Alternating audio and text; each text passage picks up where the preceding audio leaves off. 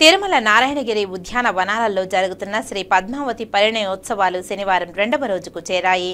పరిణయోత్సవంలో 2వ రోజైన శనివారం వైశాఖ శుద్ధ దశమి ఇదే. అసలు అలనాటి ముహూర్తం దినం ఇదే పురాణాల ద్వారా తెలుస్తుంది కనుక ఈ 3 రోజులు పద్మావతి పరిణయోత్సవంలో 2వ రోజు ప్రాముఖ్యతను సంతరించుకుంది. ఇందులో భాగంగా సాయంత్రం 5:35 శ్రీ మలయప్ప స్వామివారు అశ్వ వాహనాన్ని అధిరోహించి వేంచేపు చేయగా వెంట స్వర్ణ పల్లకిలో శ్రీదేవి మరియు భూదేవి అనుసరించారు. మొదటి రోజు లాగానే శ్రీవారికి అమ్మవార్లకు ఎదుర్కోలు, పూలమాల మార్చడం, పూలబంతులాట, నూతన వస్త్రధారణ తదితర కార్యక్రమాలను పూర్తయిన తర్వాత కొలువు చేపట్టారు. ఈ కొలువులో భూపాల, వసంత, శంకరాభరణం, మలయ మారుతం, మధ్యమావతి, యమునా కళ్యాణి, నీలాంబరి రాగాలను సుమధురంగా నాదస్వరంపై పలికించిన తర్వాత అన్నమాచార్య సంకీర్తన గానం, హరికథ ఇత్యాది కార్యక్రమాలు భక్తులను విశేషంగా అలరించాయి.